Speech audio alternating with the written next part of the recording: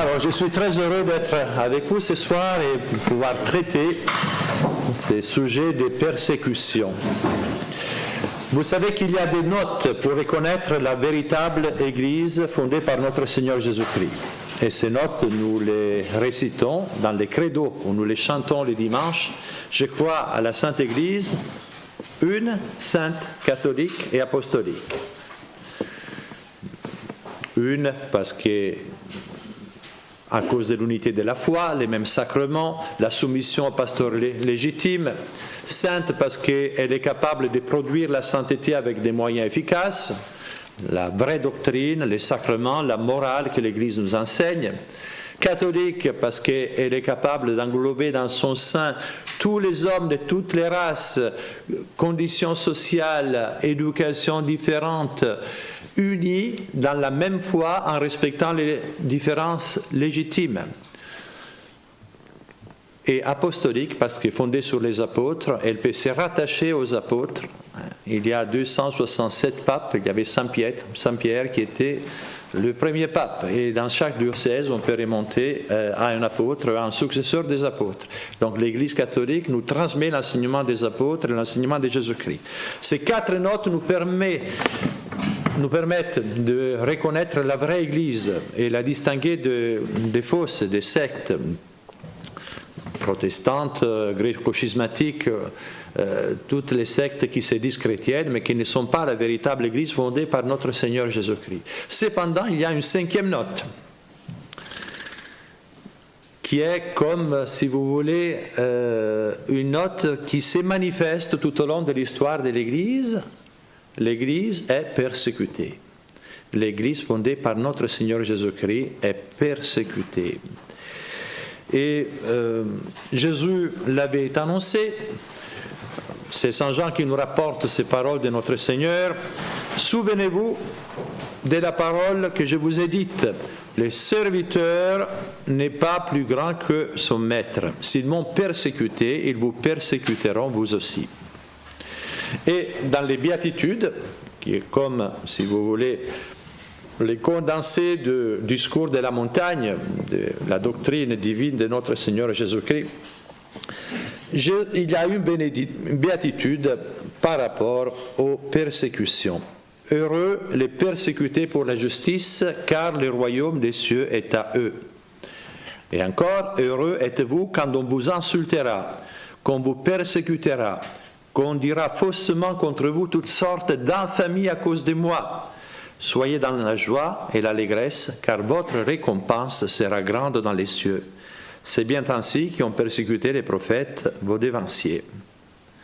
Et encore dans les célèbres discours que Jésus fait aux apôtres, un discours qui englobe d'un côté la prédiction de la destruction de Jérusalem et d'autre côté les désavènements qui auront lieu à la fin du monde. Non, c'est le chapitre 24 de Saint Matthieu.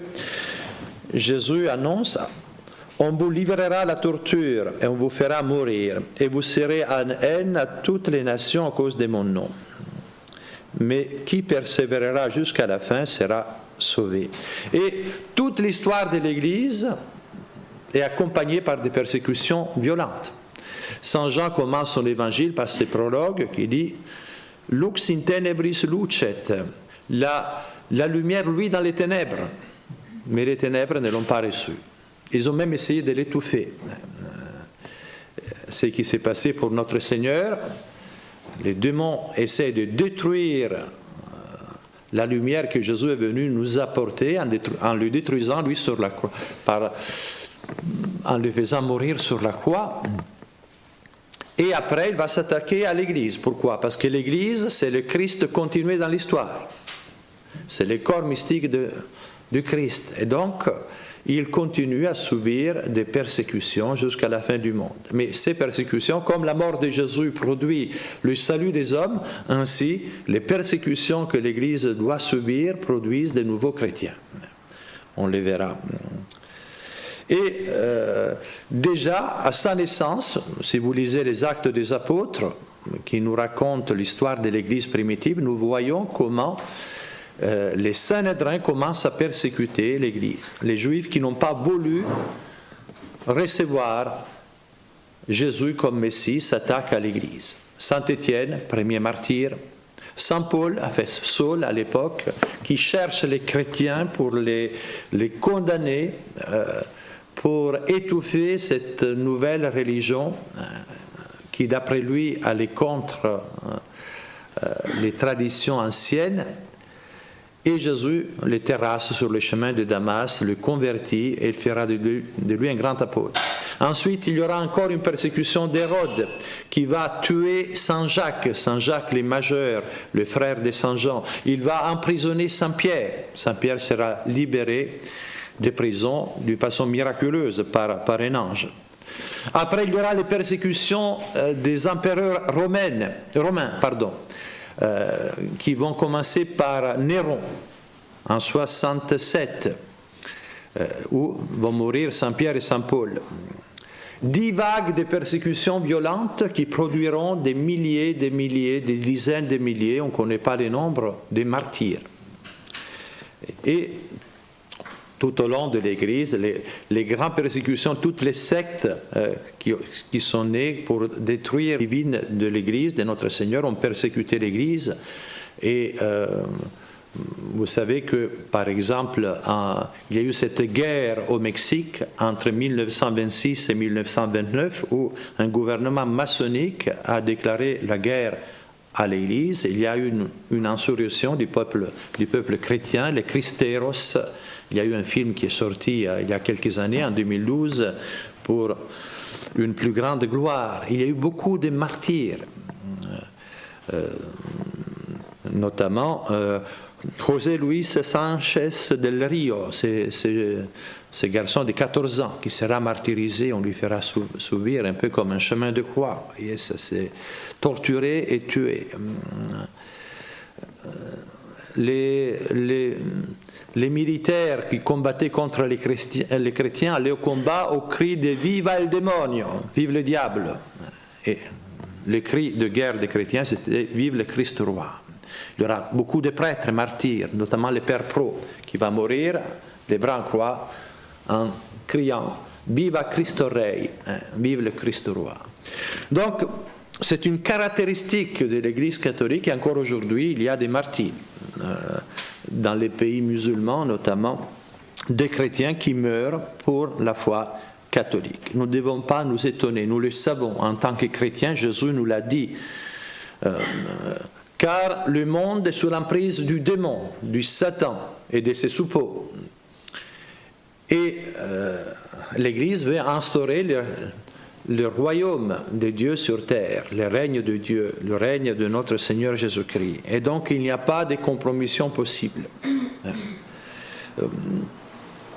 Soit l'Église s'adapte au monde, et là ce qui se passe aujourd'hui suite au Concile Vatican II, soit l'Église prêche l'Évangile et alors elle sera toujours en but aux persécutions, d'une façon ou d'une autre. Et nous, si nous voulons être fidèles à l'enseignement de notre Seigneur Jésus-Christ, nous ne devons pas nous attendre les applaudissements du monde. Souvenez-vous ces beaux chants des Vendéens qui allaient au combat, les bleus sont là. Vos corps seront jetés à l'onde, vos noms voués au déshonneur. Si vous voulez suivre notre Seigneur Jésus-Christ, c'est ça qu'il faut s'attendre. Saint Paul dit aux Galates, si je cherchais plaire aux hommes, je ne serais plus serviteur du Christ. Voilà. Donc, c'est une caractéristique de l'Église qui la montre comme divine. Pourquoi ? Parce que le témoignage des martyrs, c'est un miracle. C'est pour ça que je vous dis que cette caractéristique de l'Église d'être persécutée comme une 5e note qui la montre comme divine, comme les autres 4. Pourquoi un miracle ? Parce que mourir martyr, et il y a quand même des conditions pour être considéré martyr, dépasse la force humaine de la volonté, dépasse la force de la volonté humaine. C'est quelque chose qu'on peut réaliser que par la grâce de Dieu. D'ailleurs, les païens qui voyaient les chrétiens mourir, qui donnaient la vie pour Jésus-Christ, se convertissaient parce qu'ils voyaient les doigts de Dieu qui soutenaient les martyrs dans des souffrances terribles, dans des tortures inimaginables.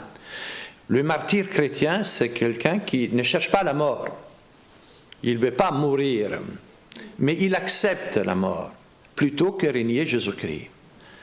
Par amour de Jésus-Christ, par la foi qu'il a en Jésus-Christ, il accepte d'être persécuté et même tué plutôt que régner sa foi. C'est ça les martyrs. Il donne sa vie à cause de sa foi ou la morale chrétienne. Et il ne meurt pas dans la haine, il ne meurt pas pour détruire ses ennemis, ou pour tuer, encore pire, pour tuer des innocents comme les kamikazes islamistes. Le martyr chrétien meurt dans la paix du cœur jusqu'à pardonner ses bourreaux. Et là, ça, ce n'est pas humain, c'est surnaturel. Surnaturel. Mourir dans la paix de l'âme, en priant même pour ses bourreaux, et en obtenant ainsi la conversion, quelquefois, de leurs bourreaux, eh bien, c'est une preuve qu'il y a le doigt de Dieu qui soutient par sa grâce les martyrs. Jésus, d'ailleurs, l'avait promis. Donc, voici pourquoi l'Église doit être persécutée dans la mesure où elle est fidèle à l'enseignement de notre Seigneur Jésus-Christ. Elle est appelée à détruire les royaumes des ténèbres, les royaumes de Satan, pour établir les royaumes de notre Seigneur Jésus-Christ. Et nous sommes tous appelés à cela. Nous vivons une époque aujourd'hui qui n'est pas ordinaire. Sans être prophète, il suffit de regarder ce qui se passe. Cette interdiction du culte public, c'est quand même quelque chose d'effrayant, je pense. Interdiction dans des pays qui se disent libéraux, démocrates, d'aller à la messe le dimanche. C'est quand même pas ordinaire. Le Père Bariel, c'est un directeur spirituel à Icône, un vieux prêtre. C'est lui qui nous a transmis le flambeau des retraites, nous a appris à prêcher des retraites de Saint-Ignace. Il faisait partie de la congrégation fondée par le Père Vallée en France, les CPCR, les coopérateurs paroissiaux du Christ-Roi, qui s'étaient spécialisés dans la prédication des retraites de Saint-Ignace en 5 jours, surtout. Eh bien, lui nous prêchait les martyrs, à nous petits jeunes séminaristes à l'époque. Il nous disait, vous vivez une époque qui n'est pas ordinaire. Et, qui sait, on n'en sait rien. Mais, nous, en tout cas, nous devons nous préparer à être fidèles à notre Seigneur, quoi qu'il arrive. Quoi qu'il arrive. Et pour ça, il est bon de méditer, de réfléchir sur celle qui était l'attitude des chrétiens en temps de persécution. Pendant les persécutions des empereurs romains, l'Église était réduite aux catacombes. On n'avait pas arrêté de célébrer la messe. On continuait à la célébrer cachée dans les catacombes aussi, même si cela comportait le risque de la peine de mort. Les chrétiens ne se privaient pas des sacrements. Les chrétiens qui étaient emprisonnés aussi.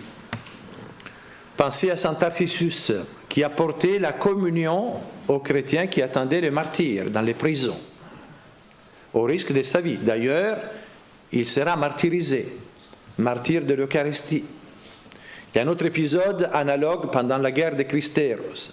Une jeune fille qui apportait la communion aux chrétiens qui étaient prisonniers s'est fait surprendre et sera tuée. Les chrétiens faisaient tout pour pouvoir continuer à se nourrir spirituellement.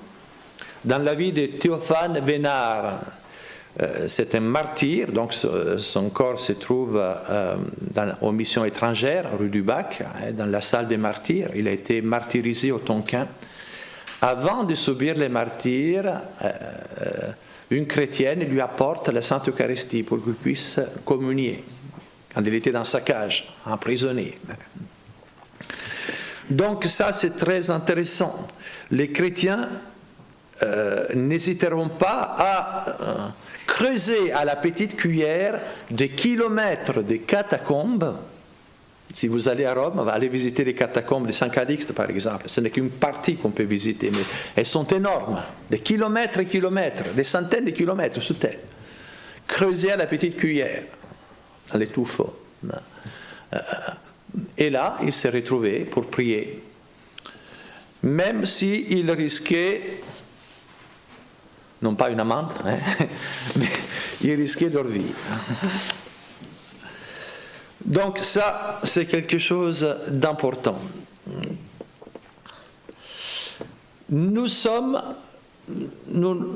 appelés à nous sanctifier dans cette époque que nous vivons, époque difficile.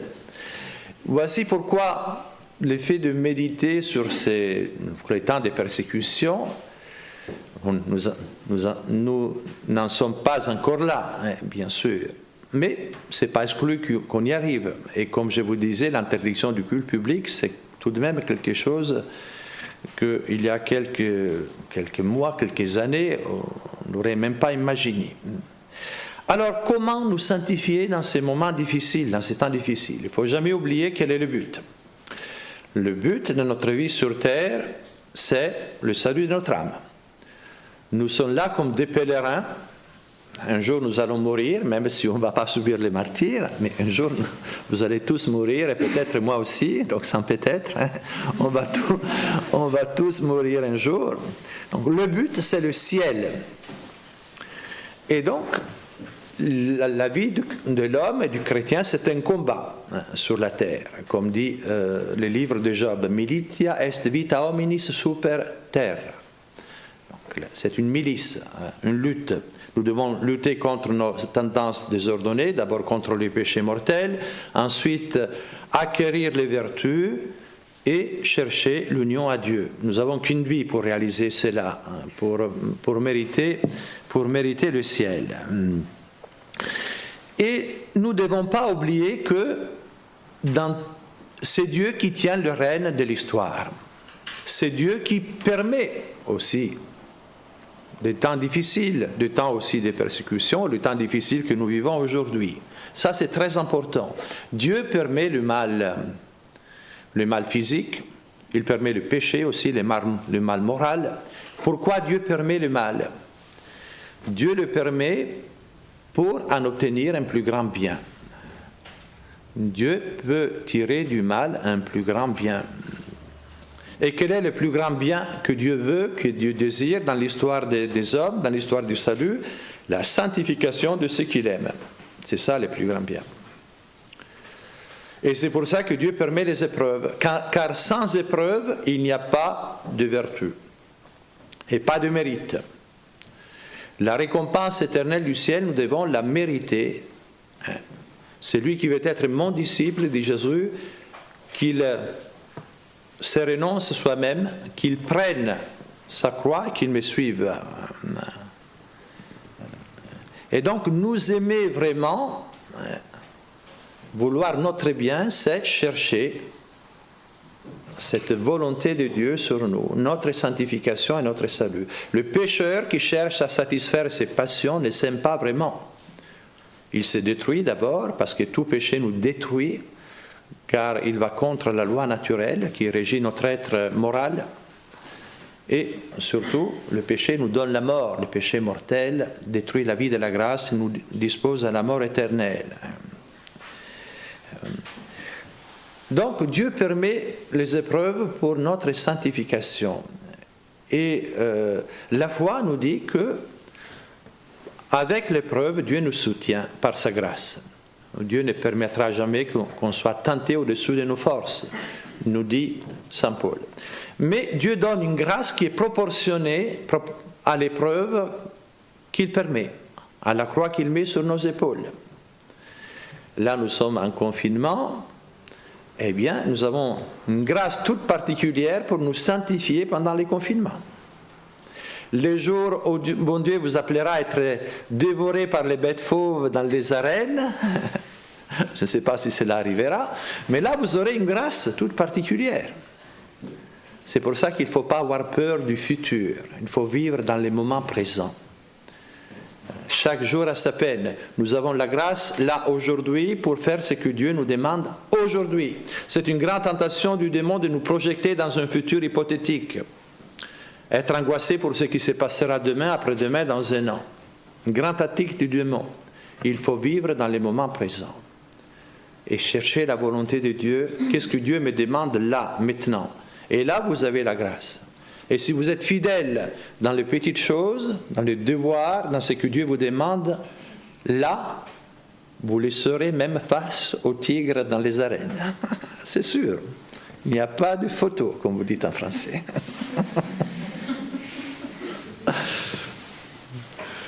Donc, confiance. Confiance. Dieu n'a pas démissionné. Dieu est là. Il est tout puissant.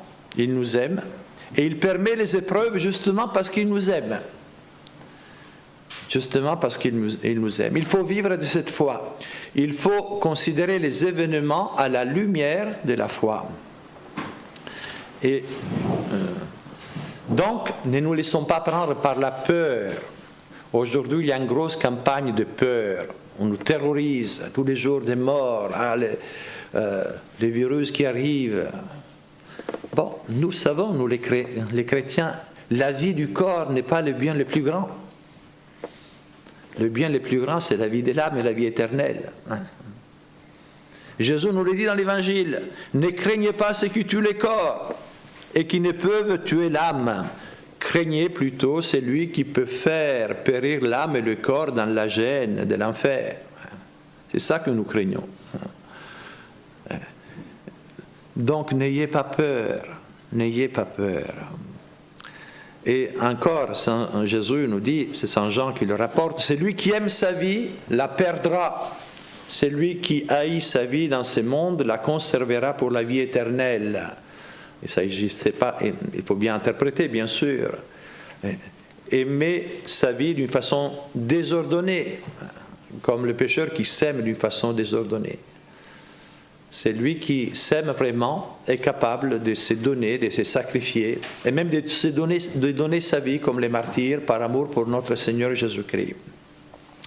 Donc, même dans ces temps difficiles, nous devons garder la joie et la paix dans les cœurs. Ça, c'est très important. Pourquoi? Parce que notre joie est fondée sur la foi. Nous savons que Dieu nous aime et qu'il est tout-puissant. Qu'il tient les rênes de l'histoire et qu'il n'est pas loin. Quand on vit en état de grâce, Dieu habite dans notre cœur, dans notre âme. Et on peut revenir auprès de lui à chaque instant pour lui demander sa force. Donc, gardez cette paix du cœur et cette joie communicative qui est un signe de la présence de Dieu dans une âme. Un saint triste, c'est un triste saint. Et saint Paul, dans l'Épître aux Galates, nous parle des fruits du Saint-Esprit, qui sont l'amour, la joie, la paix. Et ensuite, la patience, la bonté, la bienveillance, la fidélité, la douceur, la maîtrise de soi. Mais pour parvenir à ça, il y a un combat mené contre nous-mêmes, contre les vieils hommes. C'est pour ça que saint Paul continue en disant « Ceux qui sont au Christ ont crucifié en eux la chair avec ses passions et ses convoitises. » Voilà. Voilà, donc gardez cette paix du cœur et sachez la communiquer par un sourire. Vous savez qu'il y a un très beau poème sur les sourires de Raoul Follereau. C'est très très beau. Je l'ai photocopié si vous voulez les prendre. Un sourire ne coûte rien et produit beaucoup. Il enrichit celui qui le reçoit sans appauvrir celui qui le donne. Il ne dure qu'un instant, mais son souvenir est parfois éternel. C'est très très beau. C'est très profond, à mon avis. Sachez transmettre cette joie. Les gens autour de vous ont besoin de ça. Le monde est triste aujourd'hui. Les gens sont tristes parce qu'ils n'ont plus la foi, ils ont perdu l'espérance et la confiance. Nous l'avons, la foi. Nous avons cette confiance, cet abandon à Dieu. Et il faut savoir les donner. Alors, pendant cette période, et je conclus, cherchez toujours davantage l'union à Dieu. Par votre vie intérieure, votre vie de prière,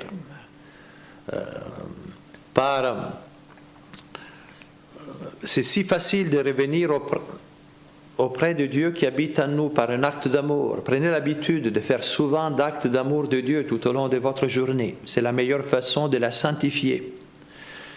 Ensuite, ne vous privez pas des sacrements. L'Église est ouverte tous les jours. Il y a tous les jours un prêtre à disposition pour les confessions. Voilà. Ne vous privez pas des sacrements. Et aussi, sachez vous donner. Vous avez du temps, il y a plein d'activités caritatives. Par exemple, il y a les maraudes qui, avec l'autorisation même de la mairie du 5e, font leur travail. Nous avons besoin d'aide à l'Église. Une grande opération de nettoyage. Donc, n'hésitez pas, si vous avez une soirée, venez nous aider. Et surtout, pensez à faire de l'apostolat. Vous voyez, les âmes sont plus sensibles en ces temps d'épreuve. C'est un temps de grâce pour beaucoup. Je vais vous dire que nous, les prêtres, on a été témoins de très belles conversions pendant le premier confinement. Dieu agit dans les âmes. Pourquoi? Parce qu'il y a moins de distractions et les gens ont plus de temps pour réfléchir et Dieu parle dans le silence. Alors, profitez-en pour faire de l'apostolat par la prière, par les sacrifices, bien sûr, mais aussi par la parole. N'ayez pas peur de vous montrer tel que vous êtes, d'afficher votre foi d'une façon discrète, mais tout de même. Détruisez cet ennemi terrible qu'est le respect humain qui nous empêche de faire du bien. La foi que Dieu vous a donnée n'est pas uniquement pour vous. Soyez lumière du monde, soyez le sel de la terre. Dieu veut se servir de vous. Dieu pourrait agir directement dans les âmes, mais ce n'est pas sa façon ordinaire. Il va donner la grâce par d'autres âmes. Chaque année, il y a de nouveaux catéchumènes aux gens qui arrivent à Saint-Nicolas grâce à un fidèle, un jeune qui leur a parlé. Alors, soyez audacieux, memento audere semper. Souvenez-vous, il faut toujours oser, surtout pour l'apostolat. Cultivez cette flamme dans votre cœur, dans votre âme, pour tous ces âmes qui vivent loin de Dieu et pour lesquelles Jésus a versé son sang sur la croix pour les sauver. Et pour cela, il faut avoir une vie intérieure profonde, comme je vous disais, l'alimenter, mais aussi continuer à vous former. Des bonnes lectures pendant les confinements, des conférences, le catéchisme qui continue à avoir lieu ici à Saint-Nicolas, donc le jeudi à 19h15, il y a un cours de catéchisme pour adultes. Ça fait du bien revoir les grandes vérités de la foi et vous pouvez essayer d'y amener vos connaissances et vos amis. Pour terminer, confiez-vous à la Vierge Marie. C'est elle qui a écrasé la tête du serpent depuis le premier instant de son immaculée conception. C'est elle qui va remporter la victoire sur toutes les puissances du mal, terrible comme une armée rangée en bataille. On la retrouve dans toutes les grandes victoires de la chrétienté contre les ennemis. Covadonga en Espagne, par exemple, les Pentes, c'est les rosaires, les confréries du rosaire qui priaient. À la fin, elle nous a dit à Fatima, mon cœur immaculé triomphera. Donc c'est certain que cette épreuve que nous vivons aujourd'hui, je pense, si on veut croire à Fatima, ce n'est pas la fin du monde. Il y aura un triomphe du cœur immaculé de Marie. Mais par qui? Comment la Sainte Vierge va réaliser ce triomphe? Est-ce que vous pensez qu'elle va venir, elle, sur terre, une grande apparition, tout le monde va se convertir? Non. Elle va utiliser des hommes, elle va utiliser des âmes chrétiennes à qui elle a donné la foi. Les hommes d'armes combattront et Dieu donnera la victoire. Le royaume du cœur immaculé de Marie viendra grâce à des chrétiens, chrétiennes, fidèles, ferventes, apostoliques, qui vont lutter, combattre pour établir son règne dans leur cœur, dans leur famille, autour d'eux. C'est ça la voie ordinaire. Donc, confions-nous à la Sainte Vierge et soyons fiers d'appartenir de combattre sous son étendard pour le triomphe de son cœur immaculé.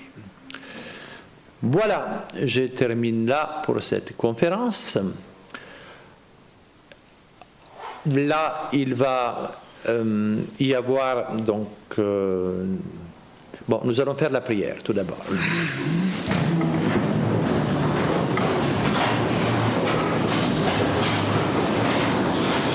Au nom du Père et du Fils et du Saint-Esprit, ainsi soit-il. Je vous salue Marie, pleine de grâce. Le Seigneur est avec vous. Vous êtes bénie entre toutes les femmes et Jésus, le fruit de vos entrailles, est béni. Sainte Marie, Dieu prie pour nous pauvres pécheurs, maintenant et à l'heure de notre mort. Notre-Dame du bon conseil, du Père et du Fils et du Saint-Esprit, ainsi soit-il.